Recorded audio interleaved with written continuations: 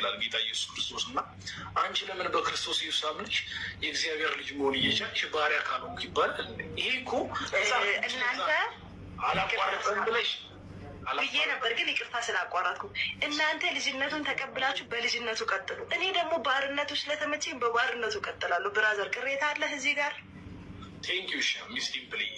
አሁን አንቺ የምን ባሪያ እንደሆንሽ እኮ ነው መለየት ያቃተሽ። ለምን መሰለሽ? የፈጣሪ ባሪያ ነኝ። የፈጠረኝ የጀሊሉ ኢየሱስን ክርስቶስን የፈጠረው ጌታ የእሱ ባሪያ ነኝ። ተመችቶኛል ባርነቱ። ቴንኪዩ እንደዛ ነኝ ካልሽ ማለት ነው ሚስቲን ፕሌ። አንቺ አሁን ኃጢአተኛ ነሽ አይደለሽ? ኃጢአት ሰርተሽ ታውቂያለሽ? አታውቂም? ብናርጌ ነው የምሰራው። በጣም ኃጢአተኛ ነኝ። ከዛ ደግሞ የእኔ ጌታ ማለት ነው ምን ይላል መሰለህ? እንግዲህ እውቀት ደረጃ እምነት ለማስተንተን እንደማይመጥን ነግሬሃለሁ። በስንዝር ስቀርቡኝ አለ በክንድ ቀርባችኋለሁ። ሚንስ እኔ ከተጸጸትኩኝ መሀሪ የሆነ ጌታ ያለኝ አልሐምዱሊላህ ረቢል ዓለሚን። አሁን ማታ ትሰራለሽ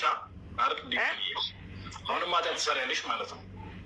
አዎ እሰራለሁ። ከዛ ትውብታለሁ። ጌታ ይቅር በለኝ እላለሁ።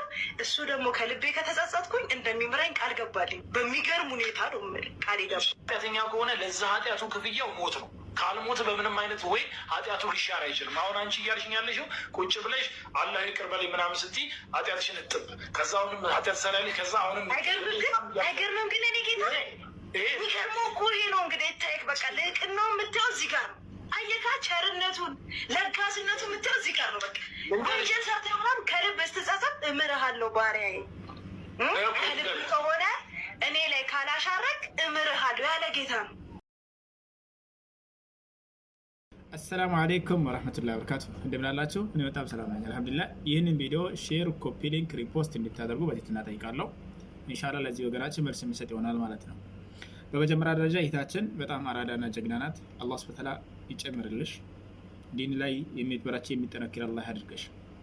ሲቀጥል ወገናችን አንቺ ላነሳሽው ሀሳብ ራሱ መልስ ከመስጠት ይልቅ የራሱን ሀሳብ ለማውራት ነው የፈለገው ማለት ነው። አላህ ሱብሓነሁ ወተዓላ ኢየሱስን የፈጠረው ፈጣሪ ነው ብለሽ ስትናገሪ አመሰግናለሁ ብሎ አልፈዋል። ነገር ግን አሁን ምንድነው የለጠፈው ነገር ከተባለ አንድ ሰው ከኃጢአት ነፃ ለማውጣት የግድ የሰው ልጅ መሰቀልና መታረድ አለበት፣ ሌላ አካል መስዋዕትን መክፈል አለበት ነው እያለ ያለው። ለአንዱ ኃጢአት ሌላኛው አይሰወም። በመሰረቱ ይሄ መጽሐፍ ቅዱሳዊ አንቀጽ ነው። ነገር ግን አሁን በባርነቱ ስንነሳ አብዛኛው ጊዜ ክርስቲያኖች እኛ ለአላህ ሱብሓነሁ ወተዓላ ባሪያዎች ነን ስንል እነሱ ደግሞ ልጅ ብላ ይላሉ ማለት ነው። ልጅ ማለት ብቻም ሳይሆን እኛ ባሪያ ነን ስንል ይጠይፋሉ። ባሪያነት ለፈጣሪ ባሪያ መሆን የሚያጸይፍ ተግባር ከሆነ የሚታመልኩትን ክርስቶስን ከባርነት ልታወጡ ይገባል ማለት ነው። ባጭሩ እደግማለሁ፣ ክርስቶስ ባሪያ ነው፣ እናንተ ታመልካላችሁ። ክርስቶስ ያልጠየፈውን ባርነት፣ ለክርስቶስ የተሰጠውን ባርነት እናንተ ለመቀበል የከበዳችሁ ከሆነ ክርስቶስን ከባርነት ማውጣት አለባችሁ በመጀመሪያ ደረጃ። ምክንያቱም በትንቢተ ኢሳይያስ ምዕራፍ 40 ቁጥር 1 ላይ እነሆ ደግፌ የያዝኩት ባሪያዬ ነፍሴ ደስ የተሰኘችበት ወዳጄ ይላል። እነሆ ደግፌ የያዝኩት ባሪያዬ። ይሄ እነሆ ደግፌ የያዝኩት ባሪያዬ የተባለው ማነው ከተባለ ክርስቶስ ነው።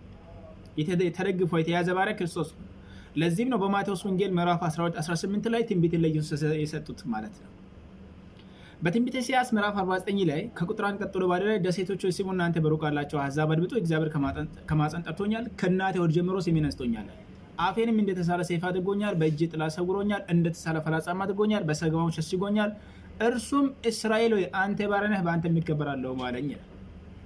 ስለዛ እርሱም እስራኤል ሆይ አንተ ባሪያ ነህ፣ በአንተ የሚከበራለሁኝ አለ የተባለው ለማን ነው? ለኢየሱስ ነው በመሰረቱ ማለት።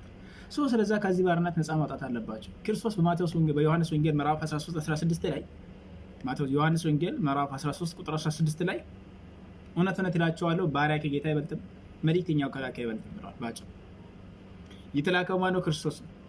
ባሪያው ማነው? ክርስቶስ ነው።